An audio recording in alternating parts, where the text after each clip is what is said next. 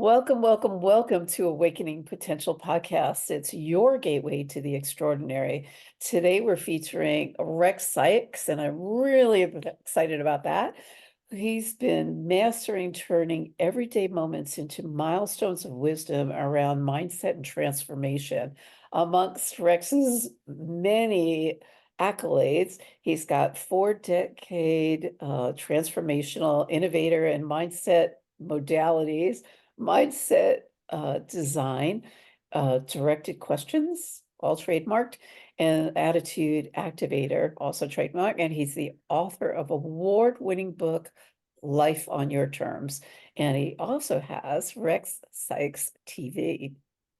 So, as a seminar trainer on the whole brain accelerated learning and law of attraction and mindset design, we also have um, both co-authors in the book Healthopedia, putting the puzzle pieces together, which I am so excited to be a part of. And Rex embodies the transformation from ordinary to extraordinary, making his the perfect guide for today's exploration. So join us as we delve into his transformational journey and giving us insights to elevate our own lives. Welcome, welcome, welcome, Rex Sikes. I'm so honored to have you here. Well, Karen, I'm honored to be here. Thank you. Thank you so much for the Thank you. opportunity to speak with you and to also speak with or to others as well. Thank you.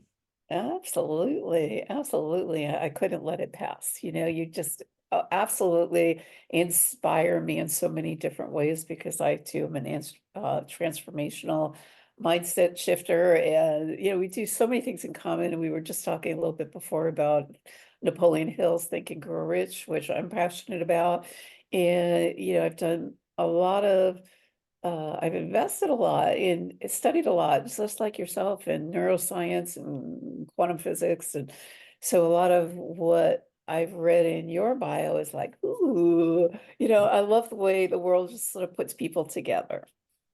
Oh, yeah, me too. Me too. It's cool. Right. So what was the one thing, if you can remember? I really want to get to know who Rex Sikes is. I know you're out there and you're doing all the things, but what inspired you to do what you're doing? Like, what's the man behind the thing? Well, I mean, a number of things, and I'm still inspired every day. So it's not just one thing, but I began. And I say this all the time. So if you've heard it, you'll hear it again, I guess. But at 3, my parents put me into dancing acrobatics lessons, and then at 4 into acting class. And I wanted to. They never intended for me to do any of that stuff, but you know. As a profession, but I fell in love with acting, and I thought that that was a fantastic thing. And so on Saturdays, I'd watch movies with my mom and dad and stuff like that, and I wanted to do that. I wanted to be in the movies.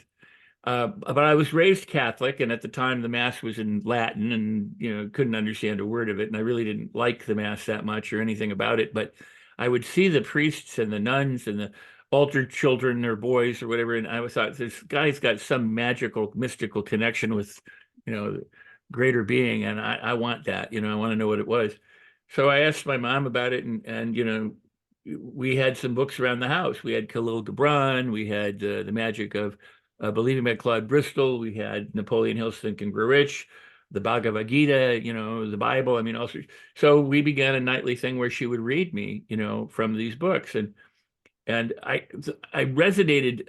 It's oddly enough the most with Napoleon Hill, and I don't know why, because I don't even know if it's 6 years old how much I understood of it. But by the time I was 11, I was reading it every day of my life anyway, on my own. I just made a study of it. But I didn't really apply it until I was around 25 years old. I dabbled in it. I was a meditator. I'd learned hypnosis at the age of 11 from a dentist, medical practitioner who taught me hypnosis, and from a stage hypnotist. So I was teaching hypnosis. I taught acting as a teenager. I taught magic as a child. I mean, I've always been teaching and sharing, and I learned something. I want to, help other people to discover it because I think it's cool.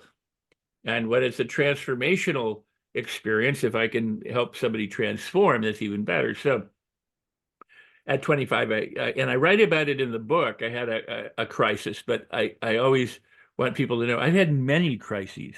I mean, it's not just the one. That was the one that was a catalyst for me deciding to do what I did.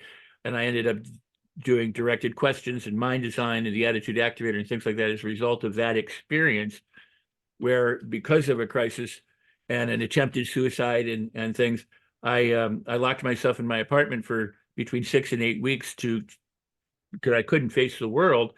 I wanted to regroup and develop the confidence to go back out. I lost my friends, I lost a fiance, I lost my career, I lost all my money, I lost just everything. I lost myself. And so I committed myself to sitting in a chair using affirmations and visualization and hypnosis and meditation and anything I could. And I kept, sitting in this chair going, why did this happen to me? What happened? I can't believe it. Why was I so stupid? How come this? And in about 2 or 3 weeks into it, I realized I don't want to know any of that stuff. I want to know what I can do to make my life better, how much more I can enjoy life, how soon I can get out of here, not how long it's going to take, and what must I begin to think, behave, and do and say and everything to enjoy life, and how much, could I recapture the joy of living as opposed to, wallowing in all of the despair and the stuff that I didn't like.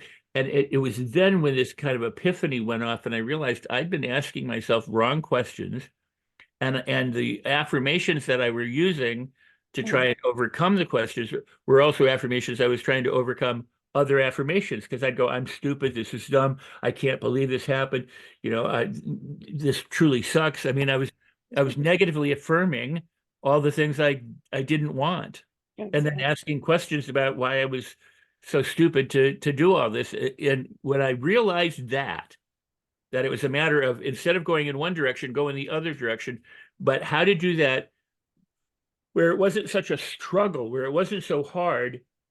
And if you could learn, because, here's the thing. If Excuse I me. said, no, that's okay, Karen. If I said to you, what'd you get on your birthday? You could say, well, I forgot. Okay. Or you could say somebody gave me a blouse, or they gave me a car, or they gave me a purse, or they gave me, whatever it might be. They paid for a workshop, whatever. You don't say, I was abducted by a UFO, or I love basketball, Right, exactly.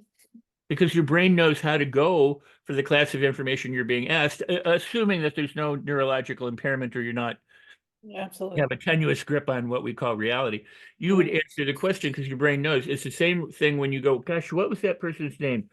Oh my gosh, I can't think of it. That tip of the tongue phenomenon. You know it, but you can't have access. And the more you try, the more you struggle, the harder you try to get it, the further away it becomes. So what Exactly. do? You say, I don't know, I give up, it'll come to me, whatever, and then a minute later, an hour later, a week later, you go, oh my God, it was this. The brain works on things long after we give up on it if we direct it to do so in the first place. And it's doing that all the time. If you go, how come nothing ever works out for me? Your brain goes, well, because you put your head in a toaster when you're 4 years old, you flunked that test, you don't have enough money, your parents weren't the right parents for you, you should have been somebody, if you go, how come things are always going really well for me? Your brain will go this way, this way, this way, this way. But here's the thing, for most people, one is easier than the other. And it's only easier because it's a habit. It's what we grew up with. And we've been Mhm. made wrong. We've been self-critical. We've been criticized by others. We've absorbed all this stuff around us. So we go, why do things suck? How come I can't make any money? Why am I afraid of this? How come that? So, and we live in doubt and fear and anger and depression and all these kinds of things. When the alternative also exists for us, but in order to tap into it, we just have to it's kind of like if you have a snowball on the top of a mountain, it can sit there forever. If you give it a tap, it starts to roll down the mountain, and it gathers mass, picking up more snow. It gets heavier, and the heavier it gets, the faster it travels. So the faster it travels, the heavier it gets. And pretty soon you've got this giant snowball or an avalanche going down the mountain. So with a little push, with a little bit of incentive, you can create incredible momentum for Exactly. yourself to change your life. And that's what Hill wrote about, and Buddha talked about, and Jesus spoke about, and Lao Tzu, and thought leaders from the dawn of time have encouraged us to explore our own awareness and our consciousness, to realize that we don't have to be a victim of our own thinking or our own emotions, but we do need to start speaking better, and thinking better, so that we behave better to get the kind of results that we want. And so I've been sharing that since essentially since I was a kid and studying it since I was a kid. That's amazing because I'm doing that now, but I learned it later in life, right? So, and I just love it because to me, that's what the personal freedom and the tranquility comes up. My company is Tranquil Solutions, and people are like, "You can't do that." I'm like, "Who are you to tell me what I can and can't do?" So it's also who you're going to listen to, right?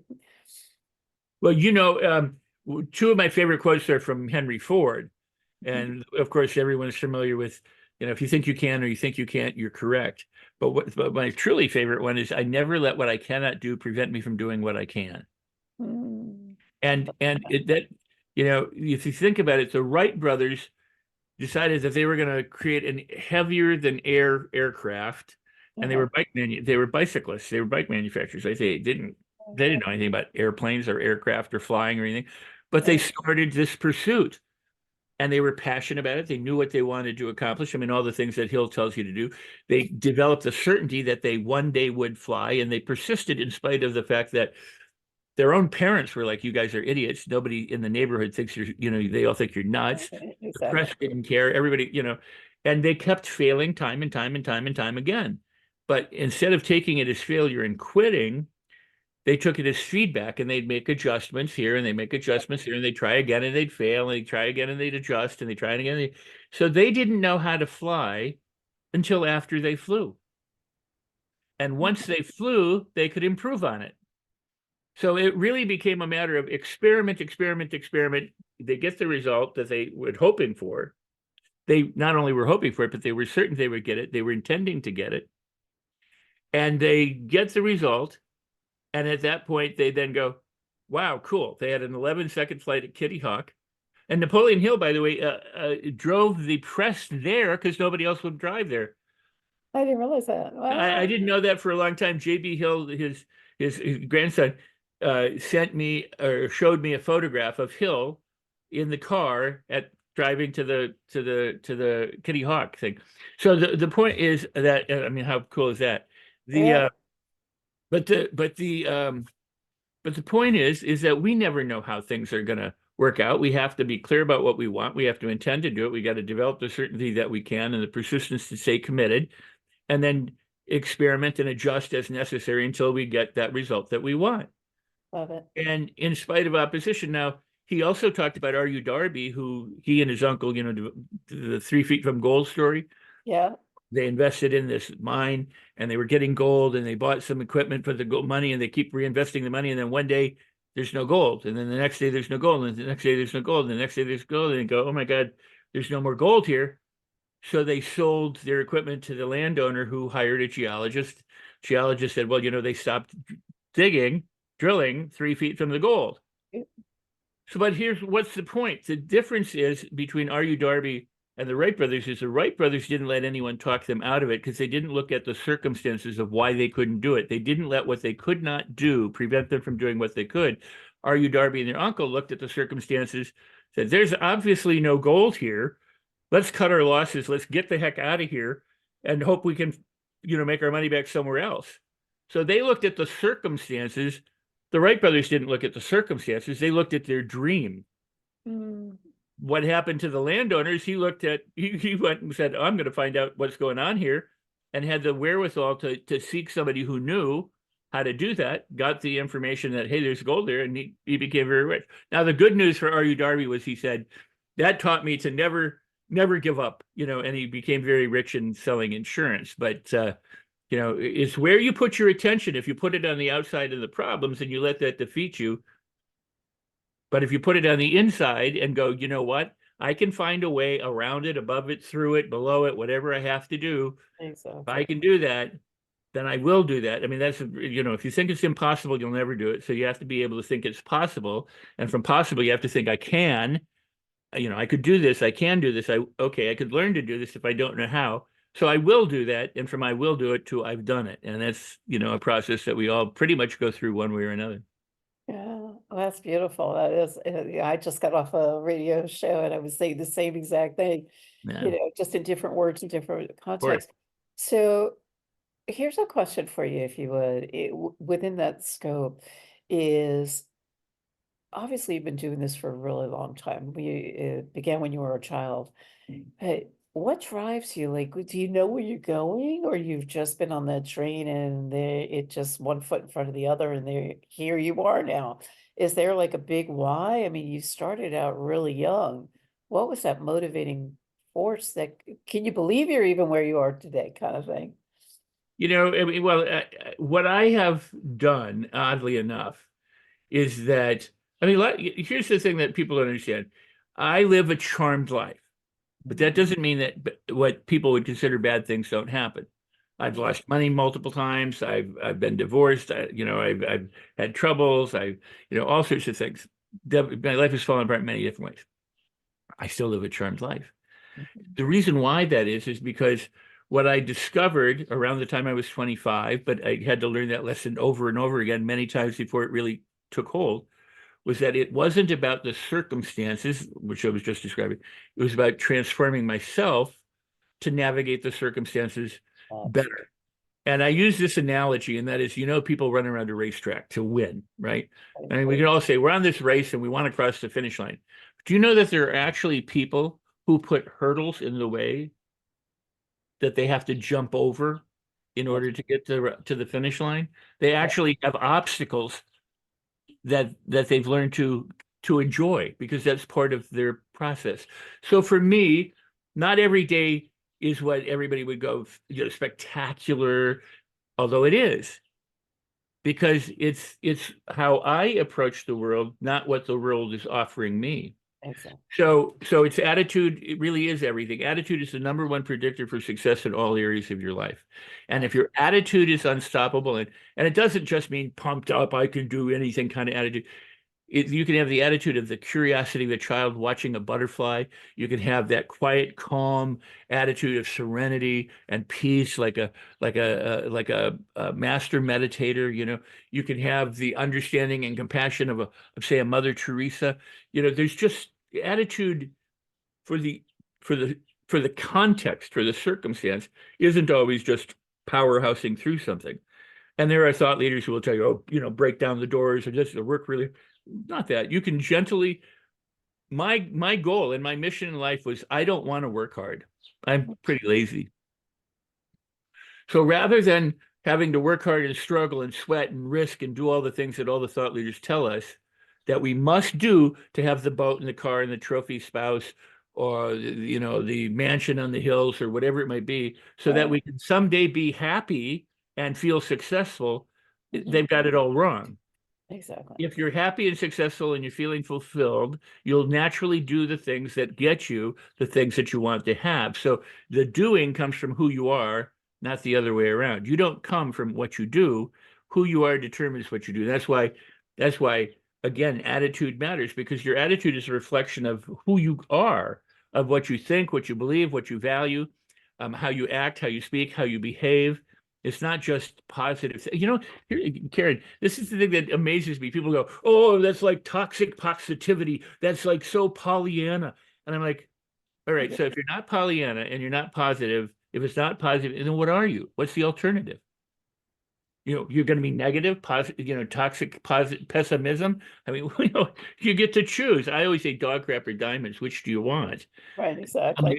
Amazingly, people choose dog crap more times than they choose diamonds, just Yeah. because that's what they're used to doing.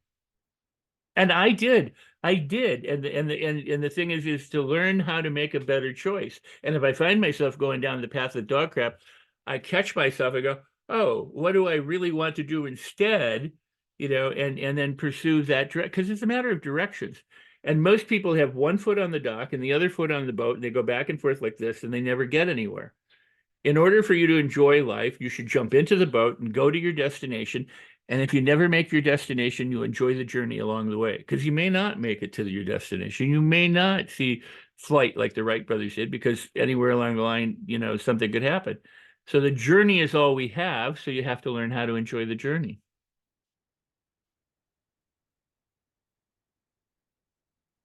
And I'm here. I think that Karen is froze. So my point, and we'll hope that she comes back. My point is every moment make it magical, memorable, miraculous, and magnificent because you can. And short of that, what other alternative is there? You either choose to be happy. Here we are. Here's Karen. You either choose to be happy, healthy, and wholesome, or you don't. You're back. Going all day doing this, and all of a sudden the internet craps out. Of course, Technology. of course, yeah. Yeah, let me. Sunspots. Maybe it's just sunspots. And you were just at this great space of context. Yeah, we just you missed it because we just revealed all the secrets of the universe, you I know, know. in a single sentence. Yeah, I guess. But you know what? I mean, some people do feel that way. They wake up on the wrong side of the bed in the morning. They don't know why. Instead of going, I have another day to live. Do you know that here's the thing that most people, and I write again, I write about it in my book. They talk about, oh, I sabotage myself and I do this and I do that. And that's just one of these silly psychological notions that has been fostered on us that is just a wrong notion. The brain can only do a couple of things. One is it's designed to keep you alive and to keep you thriving. That's all it does. And to do that, it uses the least amount of energy to get the effect that it wants. So if you learn how to sit on a chair or eat with a spoon, you don't have to learn to do that every time. You don't have to relearn to use a cell phone. Well, maybe you do, but because it's changing. But you don't have to relearn stuff. So that the brain streamlines everything, which is both a benefit and what seems to be a curse. Stereotyping is beautiful unless you're stereotyping people for malevolent reasons. So, I mean, so we do that because we're able to recognize patterns of behavior and patterns of things, and that's how the brain maximizes its energy. But Right. it's designed to have you survive. So people say things like negativity bias. We don't have a negativity bias. We have a survival bias. So the brain looks for things that are dangerous or out of place in order to keep us alive. Some people call that negative because that's a judgment. This bad thing happens, that bad thing. Those are negative things. Or they say it's easier to think negative thoughts than positive thoughts. It's not a bias. It's because you've been conditioned to think negatively instead of positive. Anyway, the point being is the brain doesn't sabotage you. The brain does what the brain learned to do. So if the brain learned to smoke or overeat or to be self-critical, that's what it's going to do. Now the human comes along, the conscious person says, I don't want to do that anymore. I want to do this instead. And so they start to try and do that. But the machinery that is more powerful than the subconscious mind that has all these habits and routines and neural pathways continues that process. And so they go, well, I want to do this, but my brain is sabotaging me. No, it's not sabotaging you. It's keeping you consistent because that's what it's designed to do so that you survive and so that you and thrive, by the way, means so that you're happy and healthy, so that you will reproduce and continue the species. So the brain is serving you. It's a servant to get you what you want to do. What you need, what people need to learn to do is how to work with the brain, not against the brain. And Exactly. yet most people don't teach them that.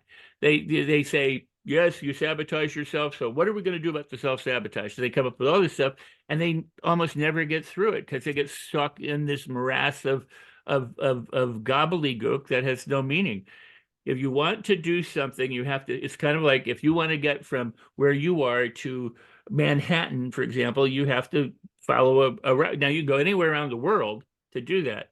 You could go through Rome, you can go through Moscow, you can go through, to Rio de Janeiro, and you'll get there, but it'll take you longer because you're going out of your way to do that. And so there's a way to get there easier and quicker and faster and more fun and with less stress and with less hardship. And that's what I've been teaching people now for over 40 years is how you can make the changes you want to make and have it be delightful along the way instead of this hardship of struggling to try and make it ahead.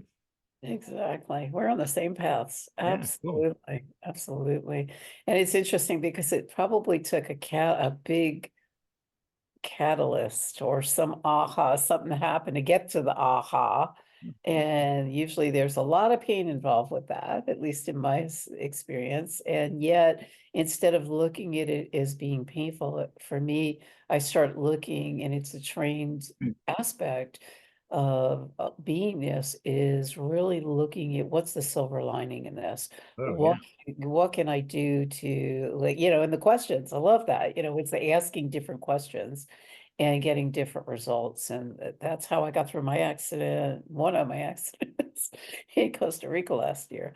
And it was just like, no, I'm not going to let this be my demise. And it's just kept, it's been expanding. Like every life keeps happening. It's always going to throw us curveballs. Keeps happening. So how are we going to, respond to it rather than react to it? Well, here's something in the academic world, in the medical world, in the scientific world. Do you know who usually dismisses innovation? The experts, Experts. because they have all the whys and all the reasons and all the evidence for what they do is working. So it's very difficult to get published in a journal if you have a theory that contradicts what the journal is all about. Yeah. And there's a saying, believe the diagnosis, but not the prognosis. Hypnosis, exactly. And so many people end up believing the prognosis. There are people who've been, I write about one in my book, Jamie Nieto, an Olympic champion who was paralyzed, quadriplegic, never expected to walk again, who decided, and because he's an Olympic champion, he's a deeply religious man of faith, and Yeah. he and his bride are both Olympic champions, and but he decided he wanted to walk his bride down the aisle when they got married about a year after he was uh, in this accident, and he did it.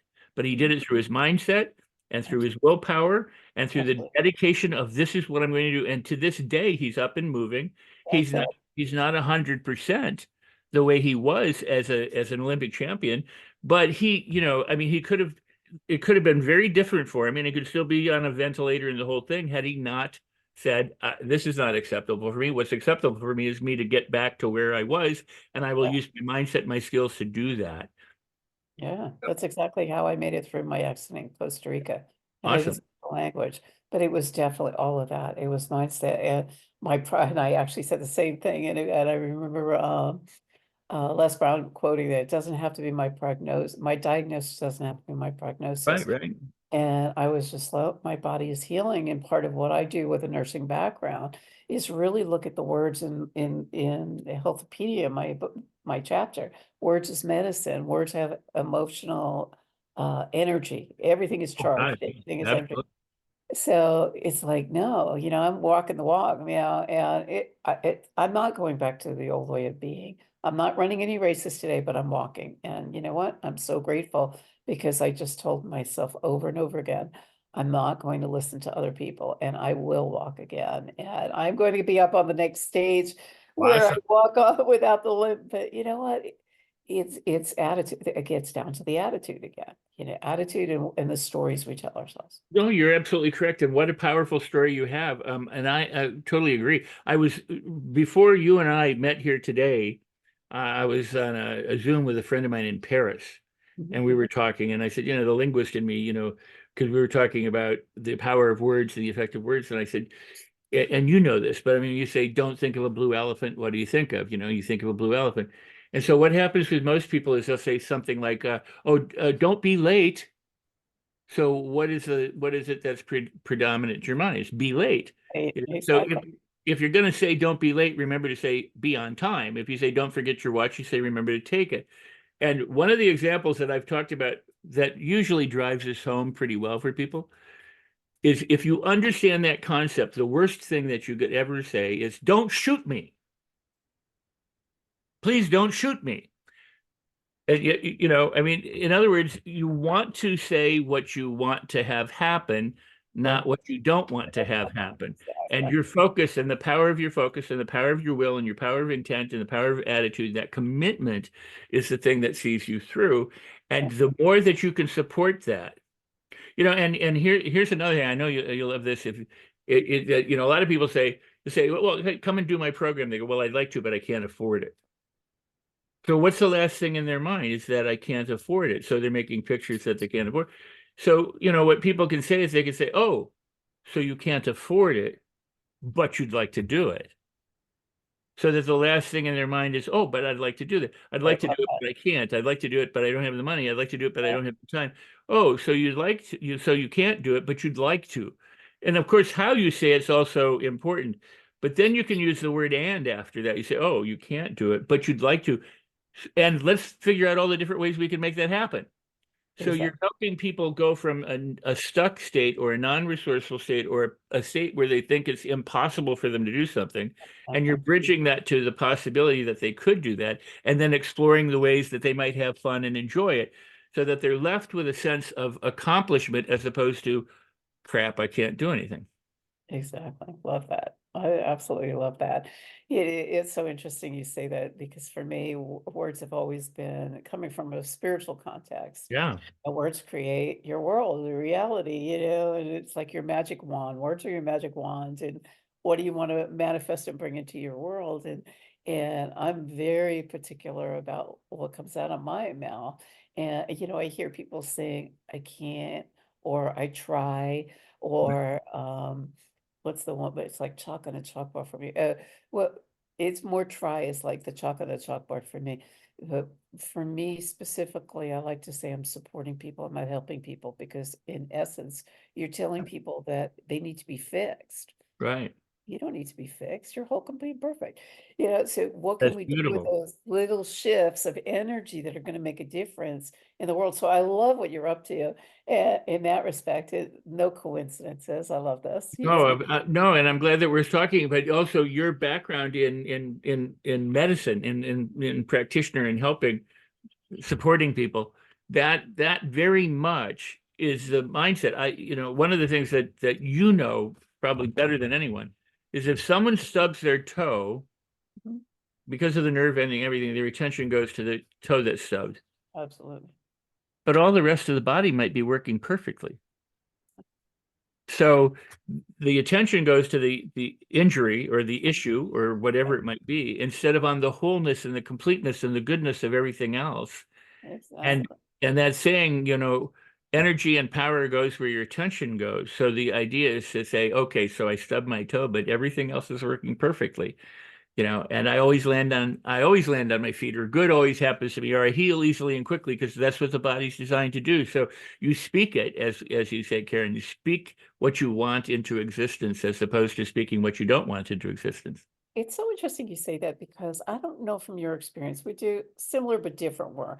And I find that so many people don't know what we want, what they want, I should Right. say. I, it took me a while I was one of them. It took me a while to figure that one out.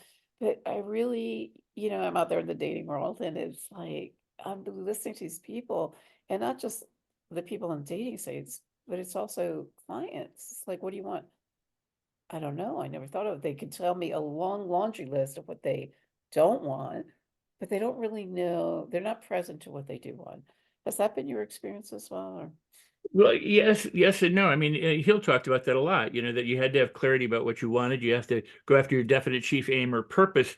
But that's that big thing. That's your big why. That's the thing, that why are you on the planet that you go after. But in order to get to that big why, it's like climbing a ladder. The definite chief purpose is at the top of the ladder, but each rung, is a step along the way. And what I think is the old saying that if you have only two options, you have no choice because it's one or the other. If you have three, now you have the possibility of choice. But exactly. if you have 100, it confuses and overwhelms people. I Yes. think that where we are today is that there's so many options, so many things, there's so many comparisons, there's so much contrasting that's going on. I want what they have, I do want that, I don't want that, I hear this, I do that, that people are just not as deliberate as they may have been. And part of that happened back when we went from an agrarian society to an industrial society when Edward Bernays, the nephew of Freud, said he studied propaganda, in Germany and in Italy and everything else, and brought it to the United States. Said using my uncle's techniques, I can convince anyone to do anything. And he got women to smoke, and he created the field of propaganda, which became known as public relations. And the whole goal was to Yeah. turn us from a need-based society into a want-based society. So if you were a farmer and you had one tractor and you needed a tractor to do your thing, that was all you needed. But as a want-based, you wanted two tractors or three tractors or four tractors because somebody else had them. So there was this huge movement back then in the industrial age to get people to part with their money to buy products, whether they were personal care products to make you smell better, look better, not have bad teeth or smell or hair or anything, so that you were more important and more happy. So we've been inundated for so long that, we're not good enough, we're not right enough, we don't know what to do. Somebody else has more than us. You should have it. You're entitled to it, but you can't get it because no one's paying you. I mean, you know what I'm saying? It's the stressors and the overwhelm of all the media. And I don't mean media being news. I mean all of the media, the billboards, the opinions of other people, the bumper stickers, the mag. We're inundated with more choices, and people feel more overwhelmed and more stressed, and we're never not bombarded by something, whether it's microwaves or Wi-Fi waves, or messages. So it really would benefit people to just kind of stop, chill, turn off the phone, read a book, sit, meditate, reflect, and decide, what do I want in my life, and how do I want to feel, and what would I like, without it being pejorative about someone else or that, but to actually say, I want to make a plan. Because Hill would say, get clear on what you want, and what you want, make it an intense, passionate, white hot obsession, a desire, and then right from where you are, build a plan. And he goes, it's not going to be the perfect plan. You're going to change it all the time because you don't know, but at least start, put it on paper. At least start saying, this is what I want. Because a lot of people never make that. The idea goes from the head to the paper, like the architect. They put it down on a blueprint, and then they gather their resources, they gather their finances, and they gather their team, and then they build what they did, and they make adjustments along the way. But so many people just wish and they want, but they don't plan to get it nowadays. Exactly, exactly. Or it's expected that it's just gonna, they'll write it down and it's just gonna happen. Well, I mean, The Secret was a wonderful thing, and at the same time, people misunderstood The Secret. Right, That's exactly. not through any fault necessarily of The Secret. Now they have The Secret behind The Secret, and how to dissect Secret 2 and The Secret Exactly, 10 and The exactly. Secret 100, which is all, again, more marketing stuff. Right, But the idea is to take your idea. If you decide, I want to live in North Carolina, for example, well, then how do I make that happen? yeah, You know, exactly, as opposed to just saying, I want to, I want to, I want to, because all you're going to do is get more wanting until you exactly. decide to pursue it.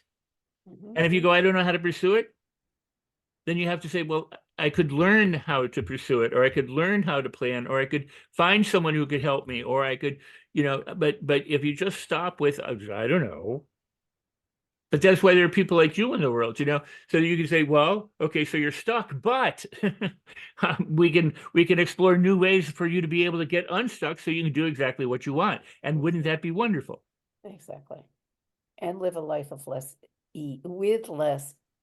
with more ease, less dis-ease, is where I'm going. Exactly. I mean, a lot of people are selling people on the idea that they have to really work hard to sacrifice and do all this stuff.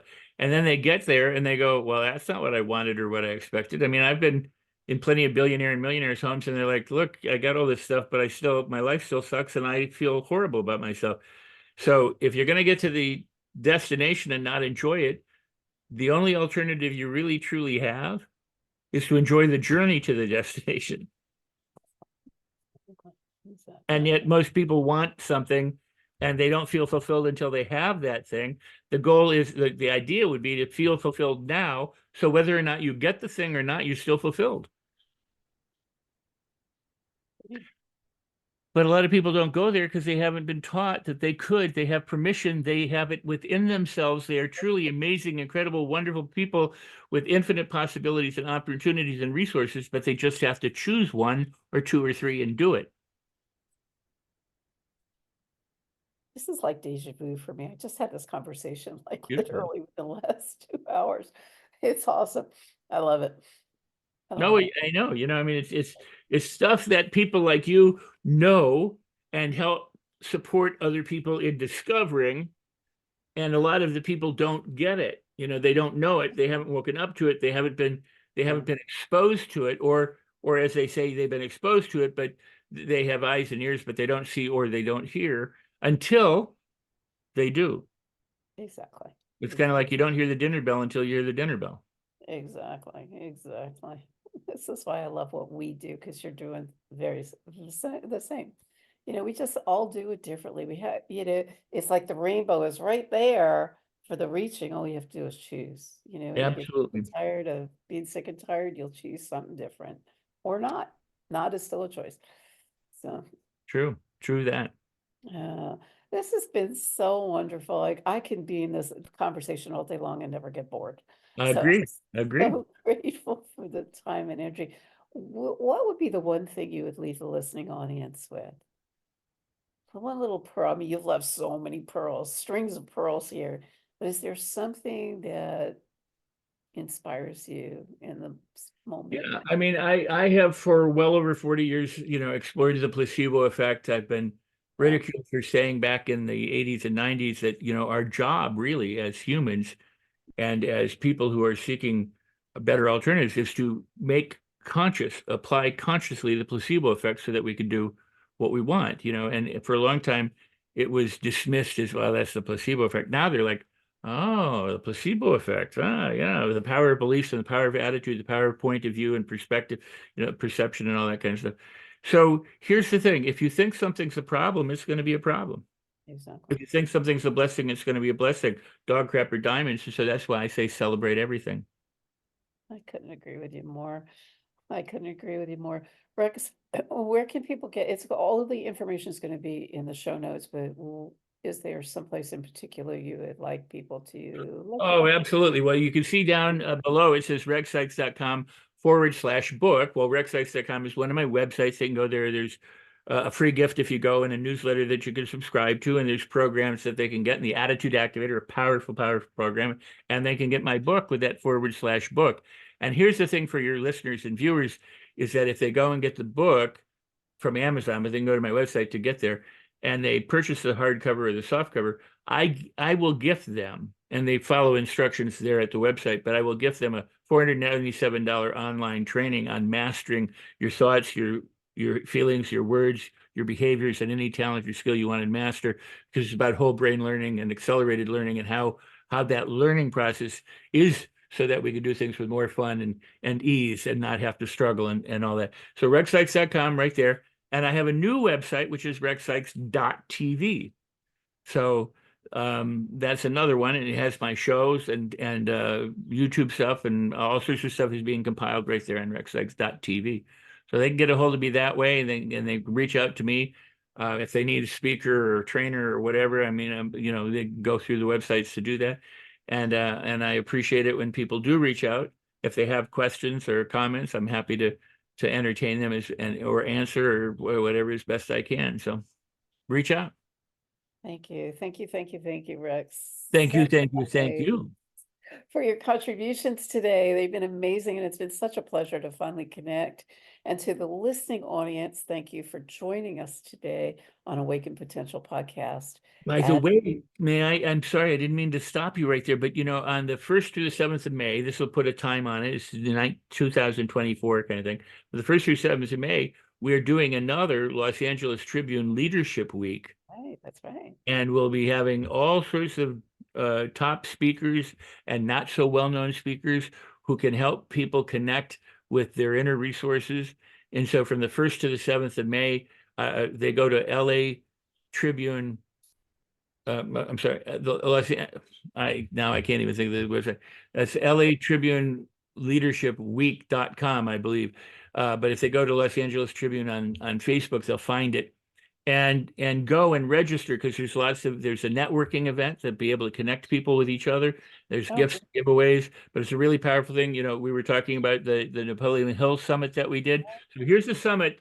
We'll have Napoleon Hill. We've got people. We're going to show some stuff about Napoleon Hill and other people. They're going to love it. I mean, I don't want to tell you who's going to be there because I want people to go, but go and free. It's free and go. It's free to register. So register and secure your spot, because it's coming up soon. yeah, and I'll definitely put that out across my socials as well because it is Yeah, such a powerful space to right. get another level of self. So And really, if really recommend it. Yeah, and we're all over Facebook and Instagram and LinkedIn. I mean, all these things, we're promoting that and other things as well. So if they see something about it, or if when you post it and stuff like that, you'll have the correct link. So in case I didn't speak it right. Okay. But yeah, it'll be a powerful, powerful time that they should all. And then right after that is the Think and Grow Rich Challenge, where they're Ah, going to release unseen video of Napoleon Hill I love for the that. 8th to the 10th. So we'll talk about that in the Los Angeles Tribune Leadership Week on the 7th of May. We'll be having Russell Brunson, and we'll be having a video about the discovery of the lost books and lost videos and stuff. So it's very cool. Oh, very cool. I love what you're up to too. I want to be a fly on the wall in that for sure. Oh, join us, join us. There's so much going on. I will definitely So be. I'm sorry, I delayed your close, but I did be Oh, remiss if I didn't tell you and others what's happening because it's a lot of good stuff going on. yeah, absolutely. And definitely make sure you check out Rex Sites on his socials because he's really up on top of all of that and keeps me abreast of it as well. So thank you. So as we turn the ordinary to the extraordinary, as we build from small steps of change and big leaps of faith, let today with Rex be a guiding light as you navigate your own journey. Until next time, awaken your potential and illuminate the extraordinary within. Stay inspired, and thank you for being here.